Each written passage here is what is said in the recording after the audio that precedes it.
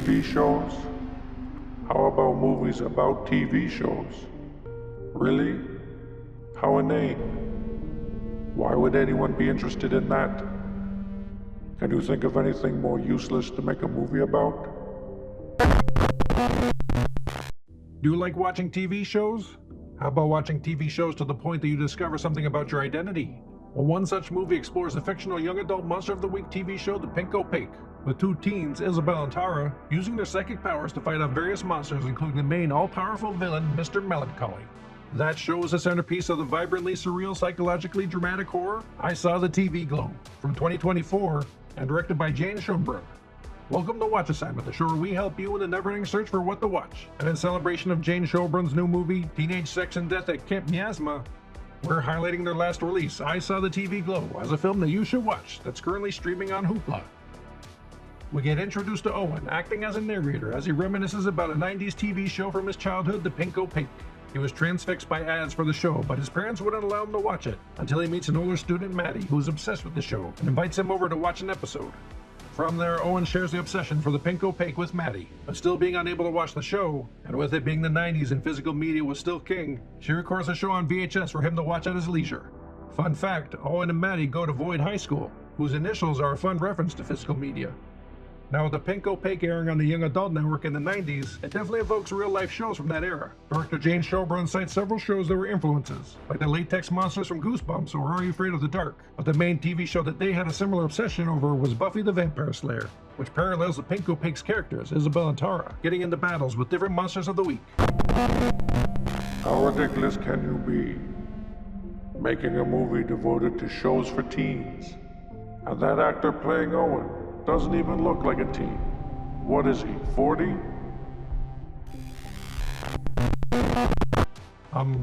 And while The Pink Opaque is meant to be an exaggerated version of a 90s teen TV show, the overall aesthetic of the movie is supposed to evoke that feeling, including Justice Smith playing a teen Owen, reminiscent of the older actors playing teens in 90210. And like 90210 had the Peach Pit, and Buffy had the Bronze to showcase popular musicians of the day, this movie has its own local hangout for expositional dialogue to be soundtracked with mood-appropriate music.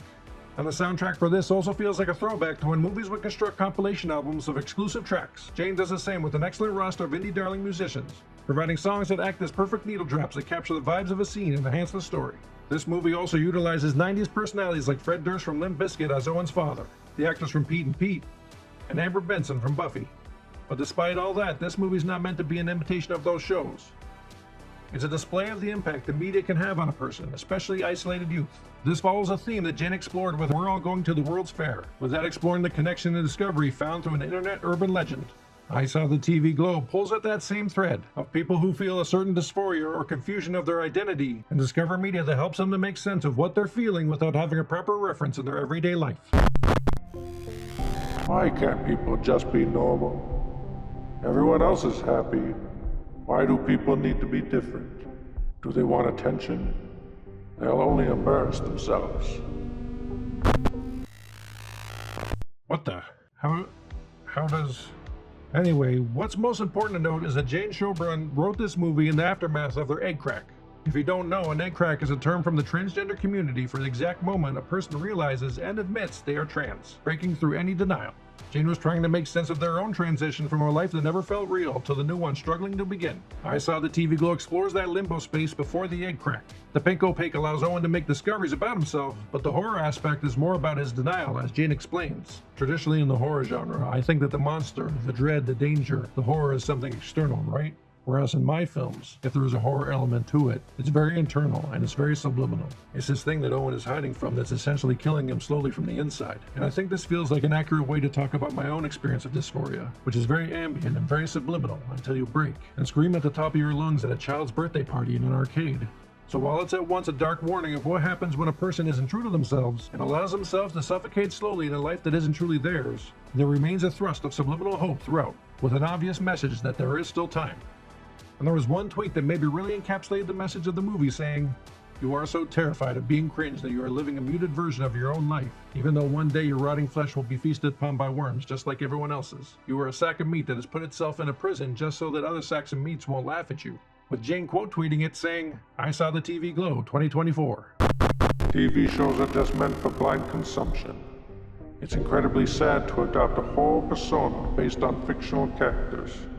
It's a cute coping mechanism to escape the sadness of your mundane life. It doesn't make you special. Well, that's quite enough out of you. There is a power in the stories that are told in all forms of media. It provides a safe mirror for self-discovery, testing out identities and desires for those not yet ready to express them in real life. Storytelling provides a common language, giving people with unspoken or suppressed feelings a vocabulary to connect with others who share their invisible pain.